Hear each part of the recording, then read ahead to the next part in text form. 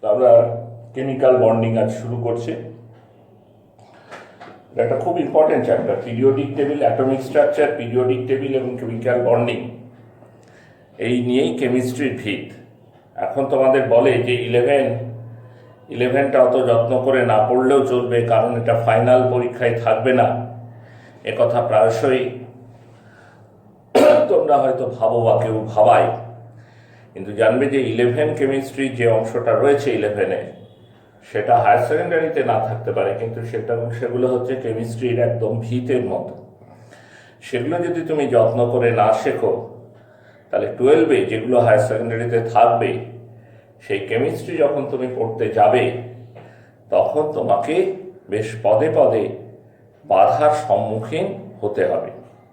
তাই খুব যত্ন করে পড়বে। বিশেষ করে কয়েকটা চ্যাপ্টার একটু এদিক ওদিক হলেও ক্ষতি নেই, কিন্তু এই জায়গাগুলো, কোন জায়গাগুলো, যে কেমিক্যাল বন্ডিং, পিরিয়ডিক টেবিল, এই অংশগুলো এবং অ্যাটমিক স্ট্রাকচার খুব যত্ন করে পড়বে। বন্ডিং শব্দটা আজকাল নানান ক্ষেত্রে আমরা খুব শুনতে পাই। আমাদের ছোটবেলায় এত বন্ডিং কেউ বলতো না। যারা কেমিস্ট্রি পড়তো তারা এখন মানুষের কথাবার্তার মধ্যে, বিভিন্ন টিভি সিরিয়ালের সংলাপের মধ্যে বন্ডিং শব্দটা এসছে। আমার ওর সাথে বন্ডিং খুব ভালো। বন্ডিং মানে হচ্ছে আকর্ষণ, আকর্ষণ বল। যে আকর্ষণ বলের প্রভাবে দুটো পরমাণু বা দুটো আয়ন এক জায়গায় জোড়া বেঁধে নতুন কিছু তৈরি করে। Bonding is one type of force of attraction by which two atoms or two ions combine together to form new compound or something new. Chemical bonding, chemical শব্দটার অর্থ হচ্ছে রাসায়নিক। আমরা এখানে আলোচনা করি মৌলগুলো যুক্ত হয়ে বিভিন্ন কম্পাউন্ড তৈরি করে। যুক্ত হয় যখন, তখন নিশ্চয়ই একটা ফোর্স অফ অ্যাট্রাকশন আছে। দুটো এলিমেন্ট একসঙ্গে মিলছে, কোনো আকর্ষণ না থাকলে তো মেলা সম্ভব নয়। দুজন বন্ধু যখন হয়, তখন তাদের মধ্যে কিছু কমন ফ্যাক্টর থাকে। কোথাও একজন আর একজনের প্রতি টান অনুভব করে, একটা আকর্ষণ কাজ করে, ফোর্স অফ অ্যাট্রাকশন, তবেই তারা একসঙ্গে আসতে পারে, কথাবার্তা বলতে পারে। এলিমেন্টগুলোর ক্ষেত্রেও তাই। দুটো এলিমেন্ট পরস্পর যুক্ত হবে, নতুন কিছু তৈরি করবে, নিশ্চয়ই তাদের মধ্যে একটা ফোর্স অফ অ্যাট্রাকশন সেখানে কাজ করছে। সেই ফোর্স অফ অ্যাট্রাকশনের নেচারটা কীরকম? দুটো মানুষের মধ্যে বন্ধুত্ব তৈরি হচ্ছে কেন? এটা ভাবার অনেকগুলো দিক রয়েছে। আমরা এখানে, কারণ মানুষের মন বড় জটিল, তুলনায় এই রাসায়নিক পদার্থগুলোর ব্যবহার অনেক সরল, সহজ। আমরা বুঝতে পারি কেন দুটো মৌল পরস্পরের প্রতি আকর্ষণ অনুভব করছে, তার পিছনের কারণটা কি, এবং সেটা পড়াই হচ্ছে এই চ্যাপ্টারের মূল। এমন একটা কথা স্বভাবতই হতে পারে যে দুটো মৌল পরস্পর যুক্ত হয় কেন, যৌগ তৈরি করে কেন, ওয়াই দে ফর্ম কম্পাউন্ড। এই কারণেই যৌগ তৈরি করে, কারণ যৌগ তৈরি করলে তাদের স্টেবিলিটি অনেক বাড়ে।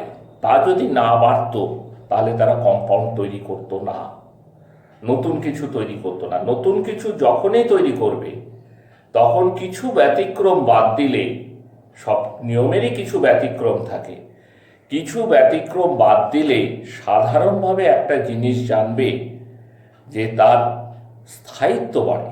এই ধরো সোডিয়াম, বাতাসে তুমি 1 সেকেন্ড ফেলে রাখতে পারবে না, 1 সেকেন্ডও নয়, সঙ্গে সঙ্গে সেটা বিক্রিয়া করবে, বিক্রিয়া করে নতুন কিছু তৈরি করবে। হয়তো বাতাসের অক্সিজেনের সাথে মিলে অক্সাইড তৈরি করবে, তারপর কার্বন ডাই অক্সাইড আছে, অক্সাইডটা আবার কার্বন ডাই অক্সাইডের সাথে মিশে কার্বনের যৌগ তৈরি করবে, পড়ে থাকবে না, ক্রমশ একটার থেকে আর একটা ট্রান্সফরমেশন হবে।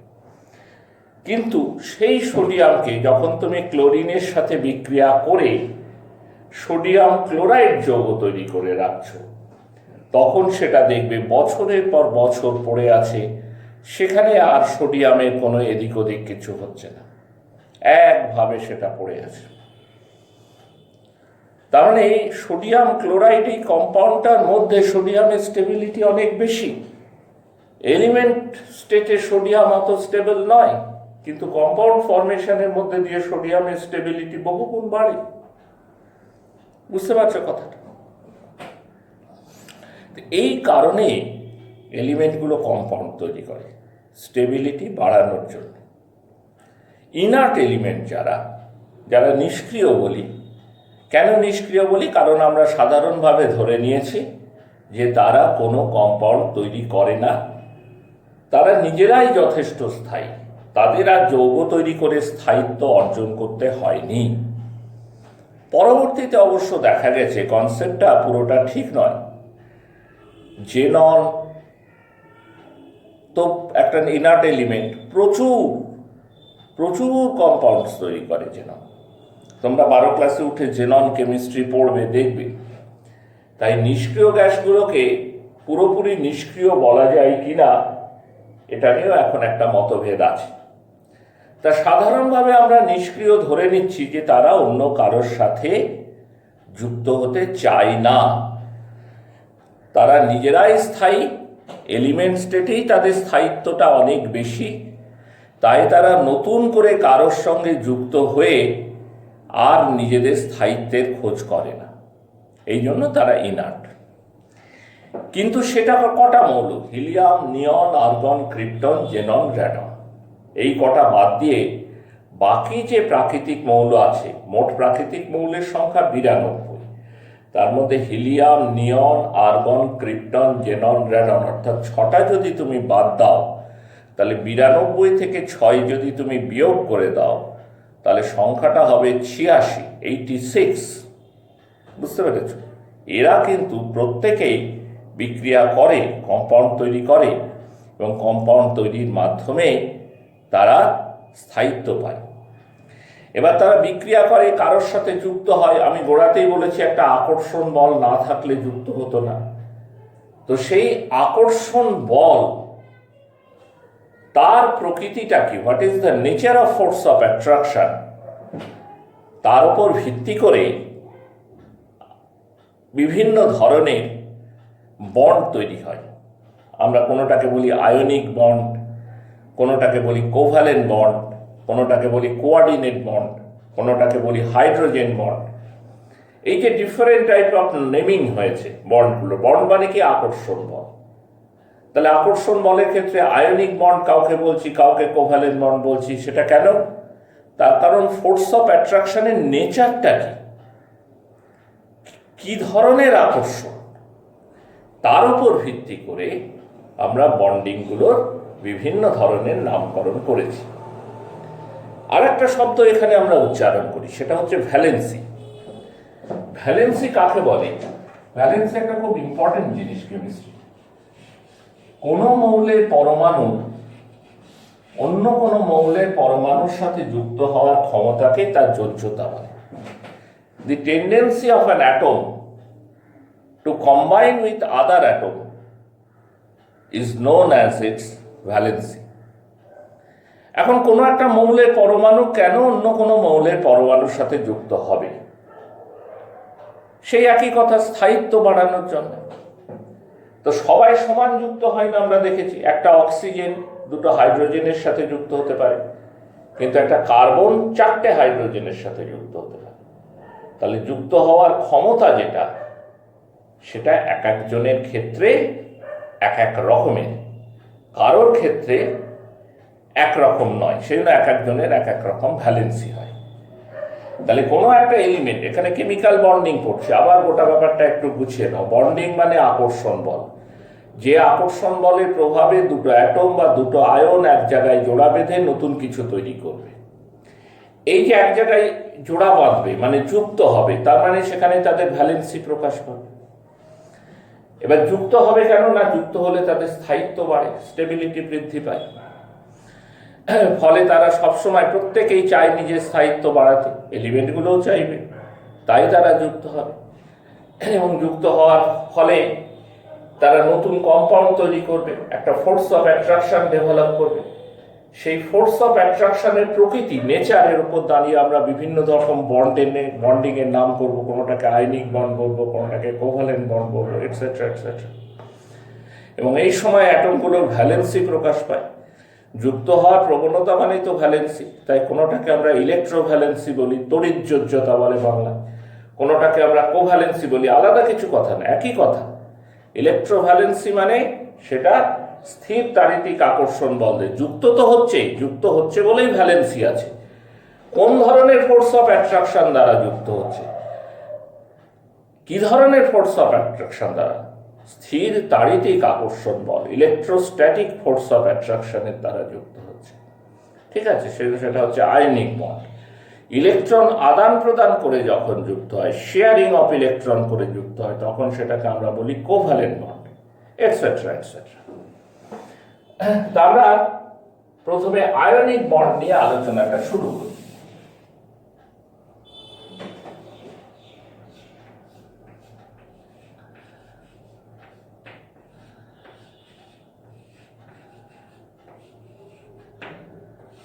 আয়নিক বন্ড, একই সাথে এই কথাটাও চলে আসবে, দেখবে ইলেকট্রোভ্যালেন্সি।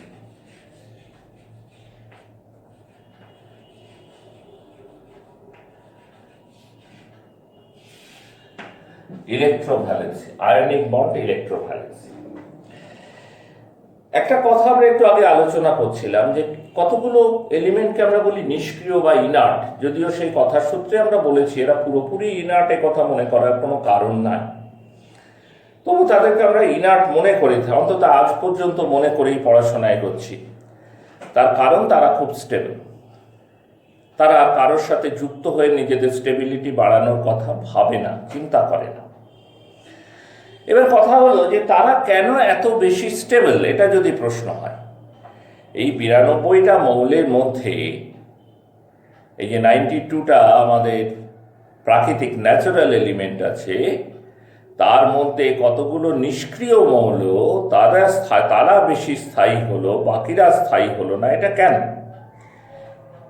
এর কারণ অনুসন্ধান করতে গিয়ে বিজ্ঞানীরা দেখলেন যারা ইনার্ট বলা হচ্ছে তাদের যে ইলেকট্রনিক কনফিগারেশন, একমাত্র হিলিয়াম বাদ দিয়ে বাকিদের আউটার মোস্ট শেলে 8টা করে ইলেকট্রন থাকে, হিলিয়ামের থাকে 2টো ইলেকট্রন।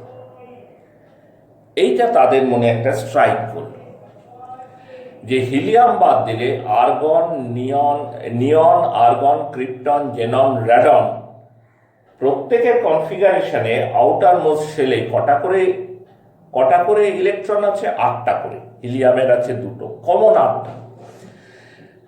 তখন তারা মনে করলেন এই আউটার মোস্ট শেলে 8টা ইলেকট্রন থাকার সঙ্গে এদের স্টেবিলিটির, এদের স্থায়িত্বের কোথাও একটা সম্পর্ক আছে। এবং তারা লক্ষ্য করলেন বহু ক্ষেত্রেই যখন এলিমেন্টগুলো, অন্য ন্যাচারাল এলিমেন্টগুলো তারা কম্বাইন করে কম্পাউন্ড তৈরি করে, তখনও কিন্তু তারা সর্বদা চেষ্টা করে আউটার মোস্ট শেলে 8টা করে ইলেকট্রন রাখতে। সেইখান থেকেই তাদের মনে একটা ধারণা তৈরি হলো যে আউটার মোস্ট শেলে কোনো মৌলের ইলেকট্রন বিন্যাসে যদি আউটার মোস্ট শেলে 8টা ইলেকট্রন থাকে, তাহলে সেই এলিমেন্টটা খুব স্থায়ী হবে। যদি না থাকে তাহলে স্থায়ী হবে না। তাহলে সেক্ষেত্রে কি হবে? সেক্ষেত্রে তারা স্থায়িত্ব অর্জনের জন্য আউটার মোস্ট শেলে 8টা ইলেকট্রন জোগাড় করার চেষ্টা করবে। এবং এই প্রক্রিয়াতেই দেখা যায় 2টো অ্যাটম বা 2টো আয়ন পরস্পরের সঙ্গে জোড়া বাঁধছে, বন্ড তৈরি হচ্ছে। এই ধরনের বন্ডকে আমরা বিভিন্ন নাম দিয়ে, আমি আগেই বললাম, আয়নিক বন্ড, কোভালেন্ট বন্ড ইত্যাদি। আজকে একটা ধরনের তোমাদের দেখায় আয়নিক বন্ড।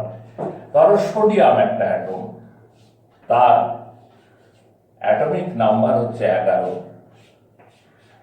যদি কনফিগারেশন লেখো 1s2, 2s2, 2p6, 3s1, তাহলে আউটার মোস্ট শেলে কটা ইলেকট্রন? একটাই মাত্র ইলেকট্রন। সর্ববহিস্থ কক্ষপথে মাত্র একটা ইলেকট্রন আছে। তাহলে সোডিয়াম যদি আউটার মোস্ট শেলে 7টা ইলেকট্রন আনতে চায়, ওকে কি করতে, 8টা ইলেকট্রন আনতে চায়, ওকে কি করতে হবে? ওকে হয় বাইরে থেকে 7টা ইলেকট্রন নিতে হবে। তাহলে একটা আছে আর 7টা পেল, 8 হয়ে গেল। অথবা যদি সে এই ইলেকট্রনটাকে ছেড়ে দেয়, তাহলে তার আউটার মোস্ট শেল হয়ে যাবে 2 নম্বর শেল, এবং যথারীতি সেখানে 8টা ইলেকট্রন থাকবে। তাহলে সোডিয়াম যদি অক্টেট কমপ্লিট করতে চায়, এই যে আউটার মোস্ট শেলে 8টা ইলেকট্রন রাখার টেন্ডেন্সি, এটাকে ল অফ অক্টেট বা অষ্টক সূত্র নামে অভিহিত করা হয়। তোমরা হয়তো নিচু ক্লাসে পড়েছো কেমিক্যাল বন্ডিং পড়ার সময়। তাহলে সোডিয়াম যদি আউটার মোস্ট শেলে 8টা ইলেকট্রন রাখতে চায়, তাহলে আইদার ওকে 7টা ইলেকট্রন নিতে হবে, অথবা ওকে একটা ইলেকট্রন ছেড়ে দিতে হবে। তো সোডিয়াম একটা মেটাল, তার ইলেকট্রন অ্যাফিনিটি ভ্যালু ভীষণ কম, 7টা ইলেকট্রন নেওয়া হচ্ছে অসম্ভব ব্যাপার। তার চাইতে সোডিয়ামের আয়নাইজেশন পোটেনশিয়াল কম, ইলেকট্রন অ্যাফিনিটি যেমন কম মেটালের, তেমনি আয়নাইজেশন পোটেনশিয়াল কম, অর্থাৎ সোডিয়াম থেকে চট করে ইলেকট্রন বের করে দেওয়া যেতে পারে। সেই জন্য সোডিয়াম একটা ইলেকট্রন হারিয়ে সহজেই Na+ আয়নে পরিণত হতে পারে, because of its low ionisation potential. তাতে কি হবে? তার ইলেকট্রন আউটার মোস্ট শেলটা হয়ে যাবে 2 নম্বর শেল এখানে, এবং সেখানে মোট 8টা ইলেকট্রন অবস্থান করবে। আউটার মোস্ট শেল হয়ে যাবে 2 নম্বর শেল, এবং সেখানে কটা ইলেকট্রন থাকবে? টোটালি সেখানে 8টা ইলেকট্রন থাকবে। উল্টো দিকে ক্লোরিনের কথা ভাবো। ক্লোরিনের অ্যাটমিক নাম্বার হচ্ছে 70, বিন্যাস 1s2, 2s2, 2p6, 3s2, 3p5। তাহলে মোট কটাই আউটার মোস্ট শেলটা কি? 3 নম্বর শেল। এতে ইলেকট্রন সংখ্যা কত? Total electron number of electron হচ্ছে 7। তাহলে ক্লোরিন যদি আউটার মোস্ট শেলে 8টা ইলেকট্রন আনতে চায়, তাহলে ওকে কি করতে হবে? বাইরে থেকে একটা ইলেকট্রন গ্রহণ করতে হবে, অথবা সে যদি এই 7টা ইলেকট্রনই ছেড়ে দেয়, তাহলে তার আউটার মোস্ট শেল হয়ে যাবে 2 নম্বর শেল, এবং সেখানে 8টা থাকবে। তাহলে ইন কন্ট্রারি, সোডিয়ামের উল্টো দিকে গিয়ে ক্লোরিনের কথা ভাবি যদি, তাহলে ক্লোরিনকে আউটার মোস্ট শেলে 8টা ইলেকট্রন রাখতে গেলে আইদার তাকে একটা ইলেকট্রন নিতে হবে, অথবা 7টা ইলেকট্রন ছেড়ে দিতে হবে। এখন ক্লোরিন হচ্ছে একটা নন মেটাল। নন মেটাল হওয়ার সুবাদে তার আয়নাইজেশন পোটেনশিয়াল ভ্যালু খুব বেশি, একটা ইলেকট্রন বের করাটাই খুব কঠিন কাজ, 7টা বের করা তো আরো কঠিন।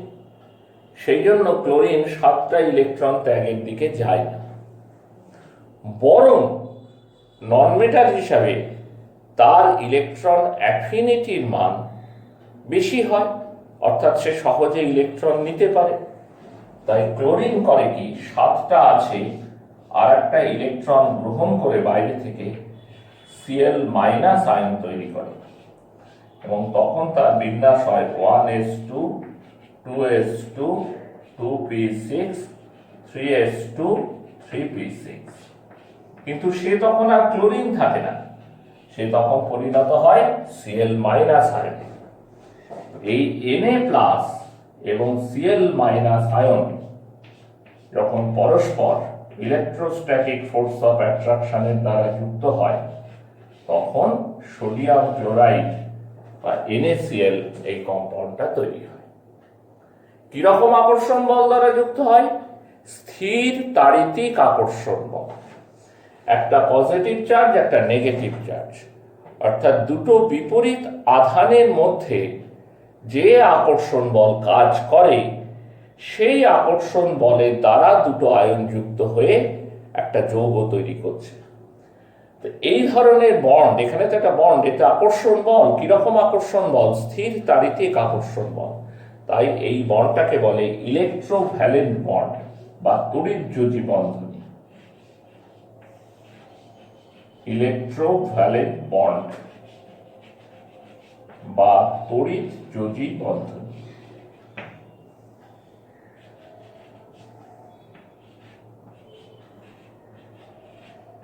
তড়িৎ যোজি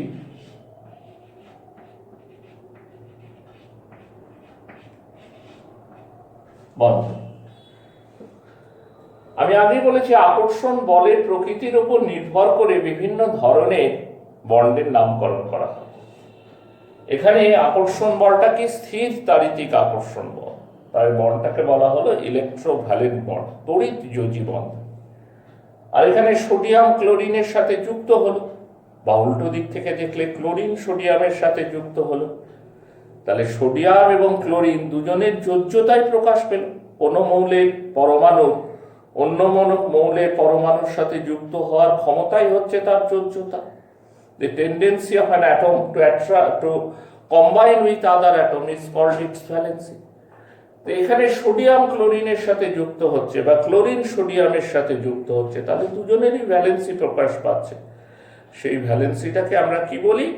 সেই ভ্যালেন্সিটাকে আমরা ইলেকট্রোভ্যালেন্সি বা তড়িৎ যোজ্যতা বলি। এখানে সোডিয়াম কটা ইলেকট্রন ছেড়েছে? একটা ইলেকট্রন ছেড়েছে, তাই না? অক্টেট পেতে গেলে সোডিয়াম কটা ইলেকট্রন ত্যাগ করেছে? একটা। তাই আমরা বলবো সোডিয়ামের ইলেকট্রোভ্যালেন্সি 1। ক্লোরিন অক্টেট পেতে গেলে কটা ইলেকট্রন নিয়েছে? একটা। আমরা বলবো ক্লোরিনেরও ইলেকট্রোভ্যালেন্সি 1। বুঝতে পেরেছো? একটা ইলেকট্রন ছেড়ে দেওয়া মানে ইলেকট্রোভ্যালেন্সি 1, একটা ইলেকট্রন গ্রহণ করা মানেও ইলেকট্রোভ্যালেন্সি 1। তো জানবে কি জানো, সাধারণত ধাতু এবং অধাতু মিলে যখন যৌগ তৈরি করে তখন যৌগগুলো হয় তড়িৎ যোজি যৌগ। When metal and non-metal combine together to form new compound, then they combine through electrovalent bond. একটা ধাতু এবং একটা অধাতু যখন পরস্পর যুক্ত হয়ে যৌগ তৈরি করে তখন বেসিক্যালি তারা ইলেকট্রোভ্যালেন্ট বন্ডের দ্বারাই যুক্ত হয়, তড়িৎ যোজি বন্ধনের দ্বারা যুক্ত হয়। কথাটা মনে রাখবে। কেন হয়? কারণ ধাতুগুলো খুব সহজেই ক্যাটায়ন তৈরি করতে পারে। ধাতুগুলোর আয়নাইজেশন পোটেনশিয়াল কম হয়। তো আমি যে পিরিয়ডিক টেবিল পড়িয়েছি, পিরিয়ডিক টেবিলের সাথে কেমিক্যাল বন্ডিংয়ের একদম খুব সাংঘাতিক সম্পর্ক। তুমি যদি যত্ন করে পিরিয়ডিক টেবিল পড়ে থাকো তাহলে কেমিক্যাল বন্ডিং তোমার কাছে অনেক সহজ হয়ে আসবে। Metals have low ionization potential value, so metals can lose electron easily and forms cation. ধাতুগুলোর আয়নায়ন বিভবের মান কম হয়, তাই ধাতুগুলো সহজে ইলেকট্রন বর্জন করে ক্যাটায়ন তৈরি করতে পারে। আর উল্টো দিকে নন মেটাল যারা, তাদের ইলেকট্রন অ্যাফিনিটির মান অনেক বেশি হয়, তাই তারা সহজে ইলেকট্রন নিয়ে অ্যানায়ন তৈরি করতে পারে। Non-metals have high electron affinity value, so they can accept electron easily and forms anion. এই ক্যাটায়ন এবং অ্যানায়ন মিলেই ইলেকট্রোভ্যালেন্ট বন্ড তৈরি করে। এই ক্যাটায়ন এবং অ্যানায়ন পরস্পর যুক্ত হয়ে ইলেকট্রোভ্যালেন্ট বন্ড তৈরি করে। এই আমার আজকের কেমিক্যাল বন্ডিংয়ের ইন্ট্রোডাক্টরি ক্লাস থাকলো। আমরা এর পরবর্তীতে এই বিভিন্ন ধরনের বন্ড, বিশেষ করে আয়নিক বন্ড তো সবে আমরা একটা পরিচয় দিলাম, এগুলো নিয়ে আমরা আরো বিস্তারিত আলোচনায় যাব। হ্যাঁ, আজকে এই পর্যন্ত।